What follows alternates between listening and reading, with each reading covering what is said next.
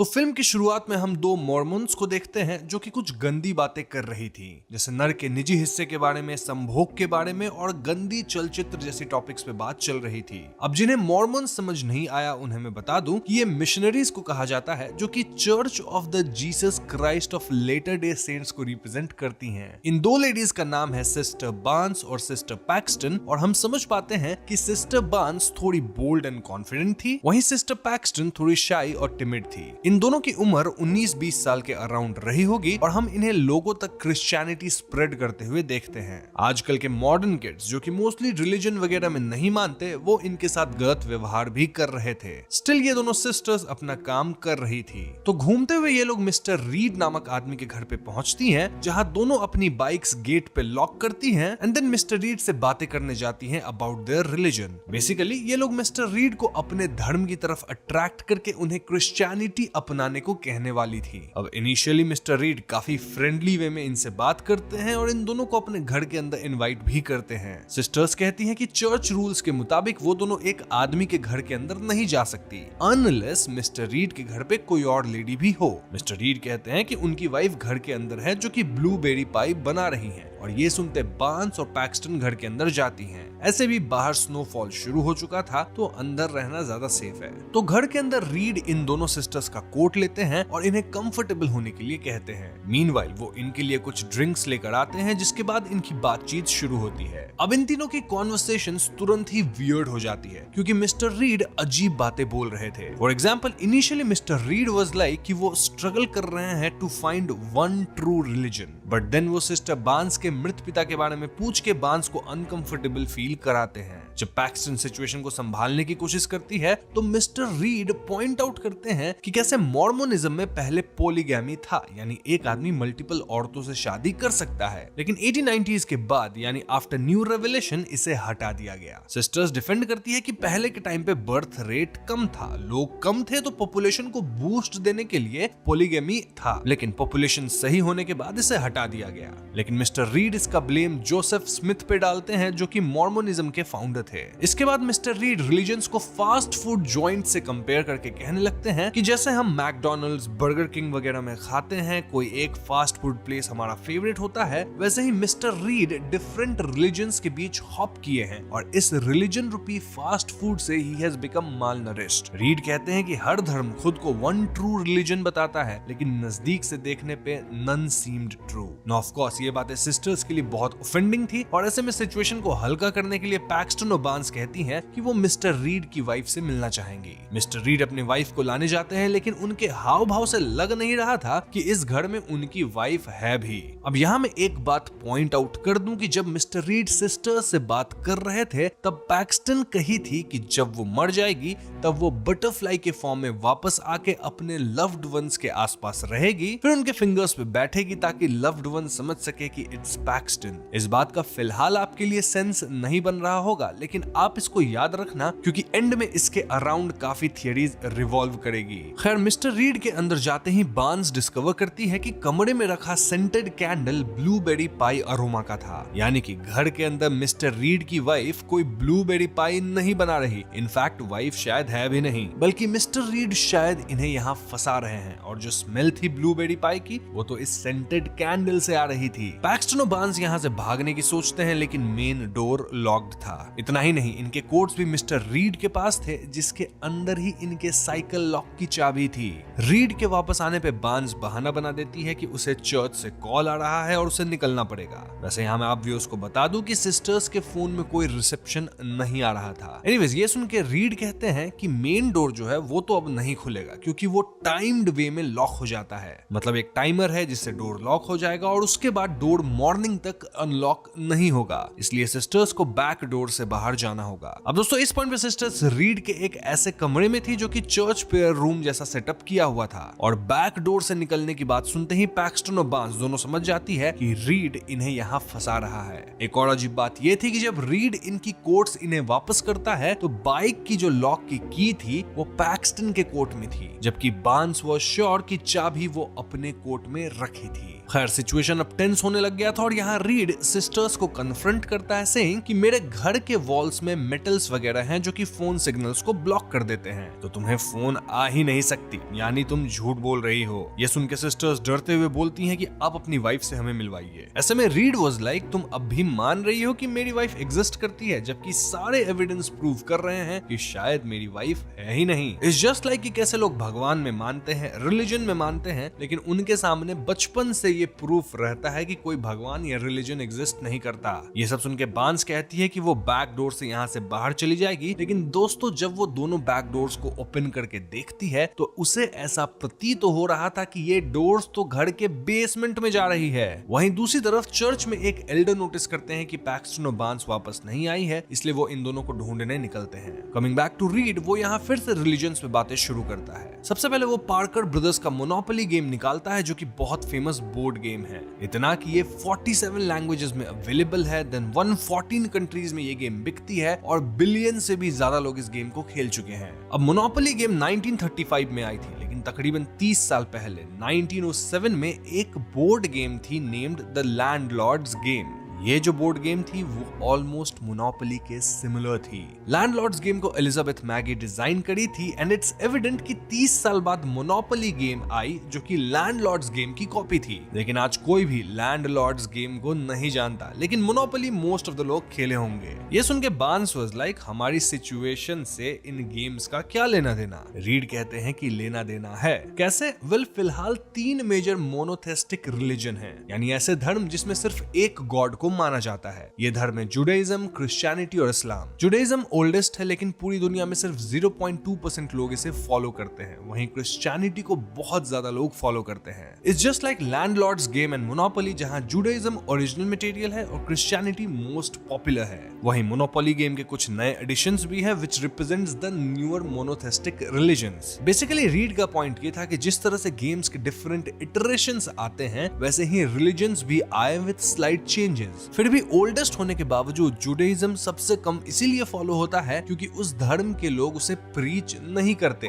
जैसे बाकी रिलीजन्स के लोग करते हैं। फॉर एग्जांपल फिलहाल बार्न्स और पैक्सटन भी तो वही करने आई थी ना यहाँ, रीड को कन्वर्ट करने। Same is the case with song, जहाँ रीड कहता है कि फिलहाल में वो the air I breathe song को सुन रहा है बाय द हॉलीज, और ये काफी ओल्ड सॉन्ग है, लेकिन सिमिलर सॉन्ग है creep by radio freak. Then 2017 में एक सॉन्ग आई थी get free by Lana Del Rey, और वो क्रीप सॉन्ग की कॉपी है। तो ओरिजिनल सॉन्ग थी हॉलीज की, देन रेडियो फ्रीक की एंड फाइनली लाना डेल रे की। और देखा जाए तो हॉलीज ने रेडियो फ्रीक को सू किया था और रेडियो फ्रीक ने लाना डेल रे को सू किया था फॉर सॉन्ग कॉपीइंग। रीड का पॉइंट अगेन सेम था कि ये सब डिफरेंट इटरेशंस हैं ऑफ द सेम सॉन्ग, और यही मोनोथेस्टिक रिलीजन्स के साथ भी है। आगे रीड कहता है कि रिलीजन्स के अंदर जो चमत्कार की कहानियां हम सुनते हैं, जैसे जीसस की कई सारी कहानियां हैं, तो वो कहानियां भी कई दूसरे रिलीजन्स के अंदर बहुत पहले से चली आ रही है। रीड यहाँ कई रिलीजन्स की बात करते हैं। इनफैक्ट वो 12 रिलीजियस गॉड्स को दिखाते हैं जिनकी सिमिलर काइंड ऑफ स्टोरीज रही है जीसस से रिलेटेड, एंड ये जो रिलीजन्स है वो काफी पहले से एग्जिस्ट करती है। रीड तो ये तक कहता है कि आज से 1000 साल बाद जब लोग स्टार वॉर्स की कहानी सुनेंगे तो क्या लोग उसके कैरेक्टर्स को रिलीजियस फिगर्स मानने लगेंगे। रीड यहाँ एक डोर पे बिलीफ लिखता है और दूसरे पे डिसबिलीफ। वो बार्न्स और पैक्सटन से कहता है कि इन सारी बातों को सुनने के बाद भी अगर वो गॉड में मानती हैं तो बिलीफ वाला डोर चुन के बाहर चली जाए, या फिर अगर उनका माइंड चेंज हो गया है और अब वो भी गॉड को नहीं मान रही तो डिसबिलीफ वाले डोर को चुने। नाउ पैक्सटन, जो कि किसी भी हाल में यहाँ से जिंदा बाहर जाना चाहती थी, वो ऐसा प्रिटेंड करती है कि वो रीड की बात से कन्विंस हो गई है, एक्चुअली में हुई नहीं थी, और इसलिए वो डिसबिलीफ डोर को चुन के यहाँ से बाहर निकलने का सोचती है। लेकिन बार्न्स रीड को काउंटर क्वेश्चन करने लग जाती है, आस्किंग कि भले रिलीजन्स में सिमिलैरिटीज हैं, लेकिन हर रिलीजन में बहुत सारी डिफरेंसेस भी हैं। बार्न्स का कहना था कि रीड यहाँ चेरी पिकिंग कर रहा है, देन फालतू बोर्ड गेम मेटाफर्स का इस्तेमाल करके फैक्ट्स को इधर उधर कर रहा है। इसीलिए बार्न्स अब भी अपने गॉड को मानती है। इनफैक्ट वो पैक्सटन से पूछती है कि क्या वो भी गॉड में भरोसा करती है, और पैक्सटन हाँ कहती है। तो इस तरह से बार्न्स पैक्सटन को भी अपने साथ आने के लिए कन्विंस करती है, और ये दोनों बिलीफ वाले डोर को चूज करती हैं। तो दोनों बिलीफ वाले डोर से नीचे जाती हैं, एंड एज एक्सपेक्टेड ये बाहर जाने का नहीं बल्कि बेसमेंट में पहुंचने का रास्ता था। इनफैक्ट दूसरा डोर भी इन्हें सेम बेसमेंट में ही लेके आता, विच मीन्स कि रीड बस इनके साथ गेम्स खेल रहा था।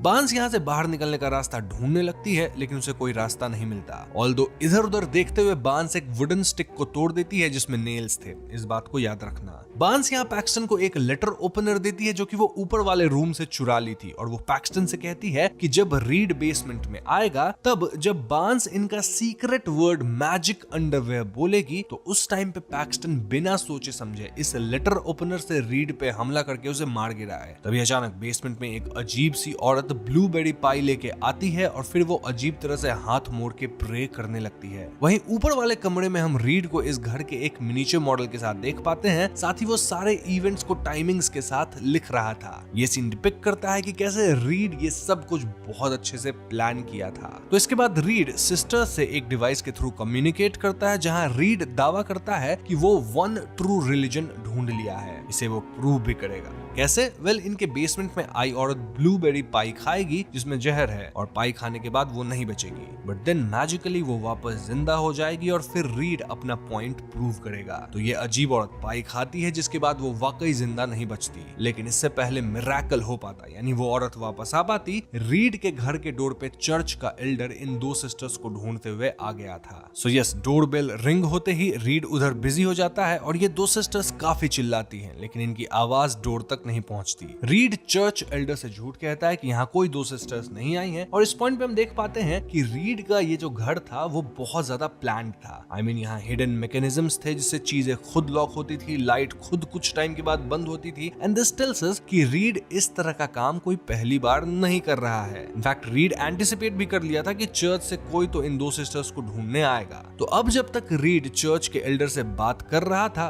बार्न्स बेसमेंट डोर के नीचे वाले गैप से कारपेट पुल करके कुछ मैच स्टिक्स ले लेती है। इसके बाद रीड वापस आता है और दोनों सिस्टर्स फिर से बेसमेंट वाले स्पॉट पे चली जाती हैं। यहाँ पैक्सटन नोटिस करती है कि उस औरत के लाश की पोजीशन थोड़ी डिफरेंट थी, यानी वो मूव तो जरूर हुई है। पैक्सटन ये बात बार्न्स को भी बताती है, लेकिन बार्न्स इस बात पे ध्यान नहीं देती। रादर बार्न्स मैच स्टिक जला के यहाँ आग लगा देना चाहती थी ताकि कहीं आग की मदद से ही ये दोनों फ्री हो सके। तभी एकदम से इनके पीछे वो औरत आ जाती है जो कि वाकई जिंदा हो गई थी। जी हाँ दोस्तों, ये औरत आफ्टर लाइफ को डिस्क्राइब करने लगती है, saying conductor says my name, white cloud not heaven, they unplug my brain. इतना कहने के बाद ये लेडी चुप होने का इशारा करके कहती है इट इज नॉट रियल। इस मोमेंट पे रीड भी बेसमेंट में आता है और वो इस लेडी को यहाँ से बाहर भेजता है। फिर वो बार्न्स और पैक्सटन से कहता है कि देखो, तुम दोनों की आंखों के सामने मिरेकल हुआ, और वो लेडी क्लियरली बोली कि आफ्टर लाइफ में कोई हेवन वगैरह नहीं है, रादर हमारी लाइफ काइंड ऑफ सिमुलेशन जैसी है जहां मरने के बाद हमारे ब्रेन को अनप्लग कर दिया जाता है। रीड कहता है कि वो इन दोनों को भी गॉड दिखा सकता है, द रियल गॉड, लेकिन उसके लिए इन्हें खत्म होना पड़ेगा। तो डरने की बात नहीं, क्योंकि ये वापस ठीक उसी औरत की तरह जिंदा हो जाएंगे। ऐसे भी रिलीजन इस डर पे चलता है कि गॉड कौन है, आफ्टर लाइफ कैसा होगा, हमारा इस दुनिया में पर्पस क्या है, और रीड इन सारे सवालों का जवाब जानता है और इनके सामने प्रस्तुत भी कर सकता है। ये सब सुन के बार्न्स कहती है कि तुमने कोई मिरेकल वगैरह नहीं किया है, रादर तुम कुछ मैजिक ट्रिक दिखा के हमें उलझा रहे हो। मोरओवर इट्स पॉसिबल कि वो औरत नियर डेथ एक्सपीरियंस को फेस करी है, और जो भी एनडीई फेस करता है सभी सेम चीजें बोलते हैं कि व्हाइट लाइट रहती है लाइक क्लाउड्स एंड ऑल। ऐसा इसलिए क्योंकि ब्रेन को प्रॉपर ऑक्सीजन या फिर सिग्नल्स नहीं मिल रहे होते हैं, तो ब्रेन हमें ऐसी चीजें दिखाने लगता है। अब बार्न्स ये सब इसलिए जानती थी क्योंकि जब वो 4 साल की थी तो वो टैको बेल के कारण ऑलमोस्ट मारी गई थी। बेसिकली ई कोलाई आउटब्रेक के कारण 50 लोग हॉस्पिटलाइज्ड हुए थे, और जब डॉक्टर्स बार्न्स की किडनी पे ऑपरेट कर रहे थे तो clinically she was not alive, मतलब वो एनडी फेस की है और जिंदा भी बची, जिस वजह से बच्चे उसे टैको हिल बोल के चिढ़ाते थे। द पॉइंट हियर इज कि बार्न्स को अब भी रीड पे बिल्कुल भरोसा नहीं था, and her faith in her religion was intact. Barnes और रीड यहाँ आर्ग्यू करना शुरू करते हैं, और बात में बार्न्स सीक्रेट वर्ड बोलती है which was magic underwear. Barnes के ये बोलते पैक्सटन को लेटर ओपनर से रीड पे हमला करना था, लेकिन इससे पहले बार्न्स वर्ड पूरी तरह से बोल पाती,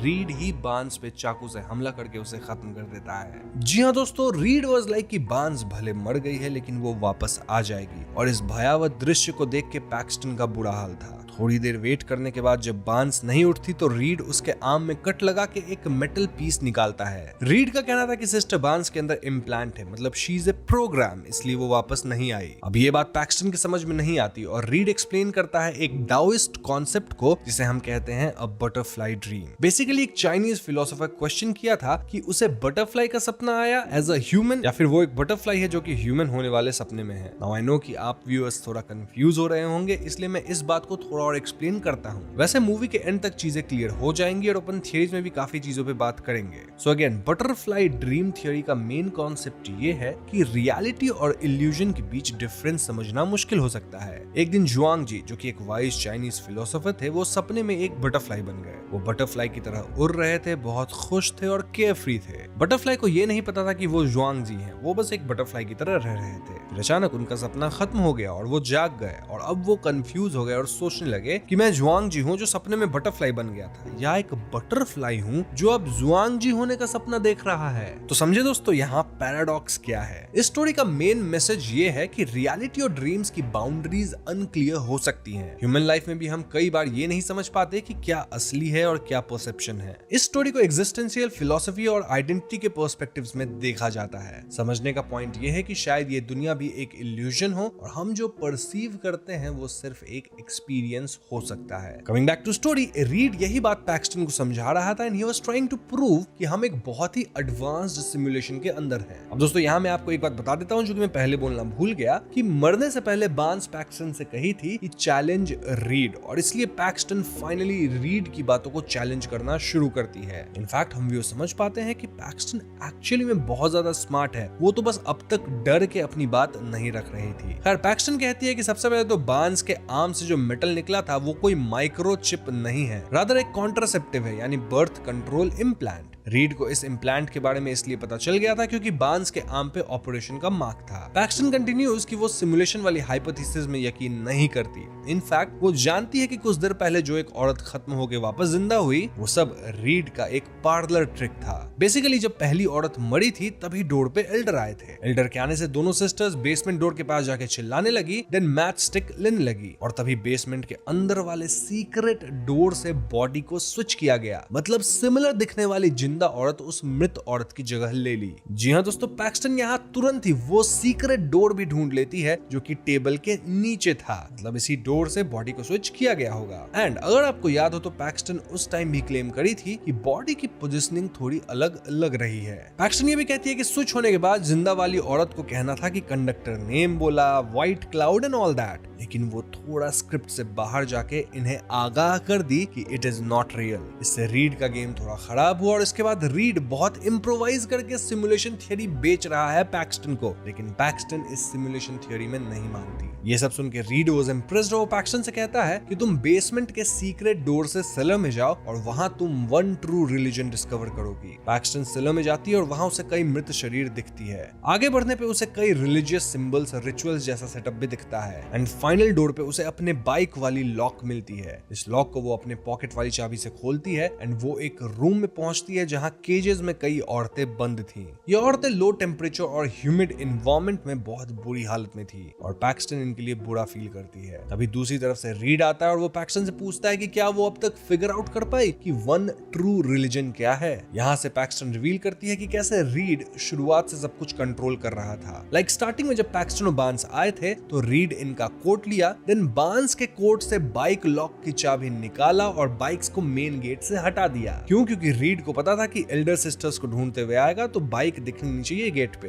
तो बाइक को ठिकाने लगाने के बाद, लॉक को वहां से हटाने के बाद जब रीड वापस आया तो पैक्सटन नोटिस कर ली थी कि उसका हेयर बाहर के स्नोफॉल से वेट है, यानी वो चाबी को जानबूझकर पैक्सटन के कोट में डाला। क्यों? क्योंकि रीड पहले ही डिसाइड कर लिया था कि वो बांस को मार देगा और पैक्सटन के साथ ये गेम खेल के उसे फाइनली इसी जगह पे लेके आएगा। सब कुछ इतने अच्छे से प्लान किया गया था कि वाकई पैक्सटन ठीक उसी जगह पे खड़ी है जहां रीड उसे देखना चाहता था। सो दिस प्रूव्स कि रीड के हिसाब से वन ट्रू रिलीजन है कंट्रोल। जी हाँ दोस्तों, रीड बेसिकली एक एथिस्ट है जो कि ये मानता है कि ह्यूमंस को कंट्रोल करना ही सबसे बड़ा काम है और यही सारे धर्म करते आ रहे हैं। रीड बताता है कि वो इन लेडीज को ऐसे हालतों में रखता है क्योंकि it's easier to control someone who has lost everything. Religious लोग भी हरिकेन वगैरह कुछ आता है तो उसके बाद भगवान के बुक्स देते हैं क्योंकि उस टाइम पे लोग बहुत वल्नरेबल होते हैं and hence easier to control. Reed ये तक कहता है कि एक लेडी जो कि पाई खा के नहीं बची वो रियली मान रही थी कि वो जिंदा वापस आ जाएगी।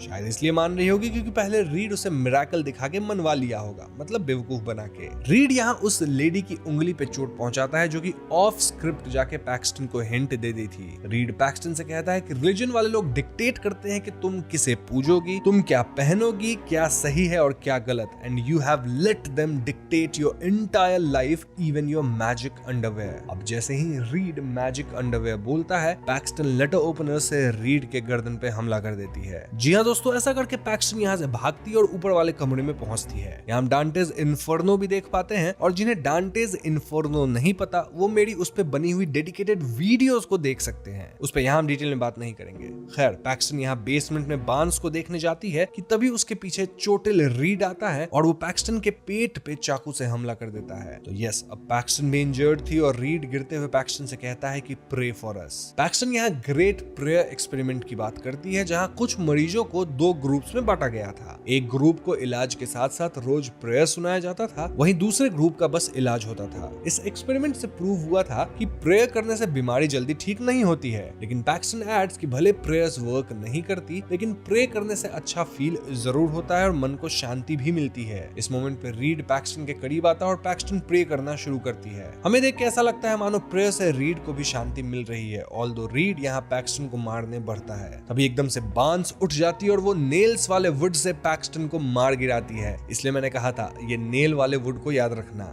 जी हाँ दोस्तों, बांस में थोड़ी जान बची थी और वो इसका इस्तेमाल करके रीड को खत्म कर दी थी। हालांकि इसके तुरंत बाद बांस फाइनली अपना दम तोड़ देती है। यहाँ से पैक्सटन किसी तरह ऊपर जाती है, देन घर के मिनिएचर मॉडल को देख पता लगाती है कि वो कैसे यहाँ से निकल सकती है। बेसिकली वो एक वेंट के थ्रू बाहर आती है और बाहर पूरा स्नोफॉल था। तभी पैक्सटन की उंगलियों पे एक बटरफ्लाई आके बैठ जाती है और अगले ही क्षण बटरफ्लाई गायब थी। यहीं पे हेरेटिक फिल्म खत्म हो जाती है। तो दोस्तों, ये थी हेरेटिक फिल्म की पूरी कहानी एंड आई वुड रिपीट कि यहाँ मैं जो भी बताया हूँ वो फिल्म में दिखाया गया है। मैंने अपने मन से कुछ भी जोड़ा या घटाया नहीं है, तो अगर कुछ बातें आपको ऑफेंसिव लगी है तो भैया मेकर्स पे गुस्सा निकालना, मेरे ऊपर नहीं। वैसे इस पॉइंट से अपन थियरी सेक्शन में इंटर करने वाले हैं क्योंकि इस फिल्म को लेकर बहुत सारे सवाल मन में आते हैं। तो अगर हम फिल्म का ओवरव्यू देखें तो रीड एक ऐसा इंसान था जो कि भगवान में नहीं मानता था और वो रिलीजन प्रीच करने वाली औरतों को अपने सेटअप में फंसाता था। रीड कई औरतों को बुरी हालत में रखा था और उन्हें कंट्रोल करता था क्योंकि उसके हिसाब से control is the one true religion. अब फिल्म की जो एंडिंग है उसे हम दो नजरिए से देख सकते हैं और ये वही दो नजरिया है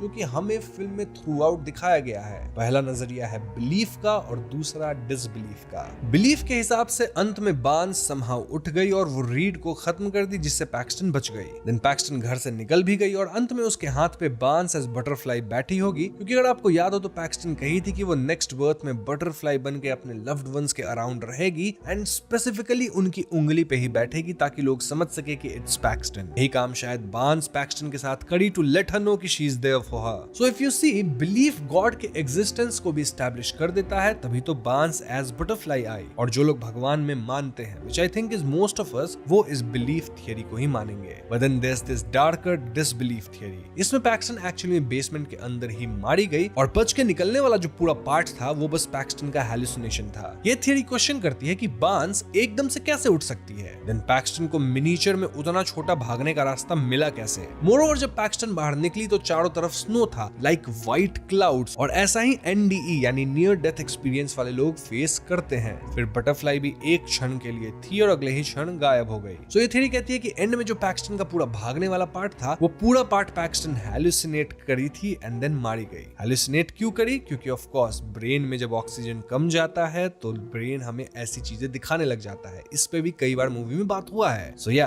ये थी डिसबिलीफ वाली थ्योरी। यहाँ कमेंट्स में आप बताइएगा कि आप किस थ्योरी को मानते हैं। अब सवाल ये है कि आखिर रीड ऐसा करता ही क्यों था, मतलब प्रीच करने वाली औरतों को अपने इस भद्दे गेम में फंसाने का काम क्यों करता था। वेल, मेरे हिसाब से रीड एक साइको टाइप आदमी था जिसे धर्म से नफरत थी। उसे लोगों के साथ ये खेल खेलने में मजा आता था और धर्म को डिस्प्रूव करने की आड़ में वो ये सब गलत काम करता था। अगर आप गौर करें तो स्टार्ट में ही रीड पॉलीगैमी की बात करता है और देखा जाए तो रीड सिर्फ लेडीज को ही टारगेट करता है। क्यों भाई, क्या मर्द धर्म में नहीं मानते? तो फिर रीड लेडीज को ही क्यों टारगेट कर रहा था? जवाब सिंपल है, क्योंकि वो इन लेडीज को एज हिज वाइफ भी देख रहा था। तभी तो वो यहाँ पॉलीगैमी की बात किया और तभी तो वो औरतों को इस हालातों में रखता था। बार्न्स रीड को तगड़ा जवाब देती है जब वो कहती है कि रीड बहुत कन्वीनियंटली बस रिलीजन्स के सिमिलैरिटीज को बता के बोर्ड गेम से कंपेयर कर दिया, लेकिन रीड ये छुपा लिया कि कैसे डिफरेंट रिलीजन्स में डिफरेंसेस भी बहुत ज्यादा होती है। बेसिकली रीड यहाँ धर्म को मानने वाले लोगों को ब्रेन वॉश कर रहा था एंड इन द एंड वो एक लेडी को खत्म करके एक को अपने साथ रख लेता था in that horrible cage room.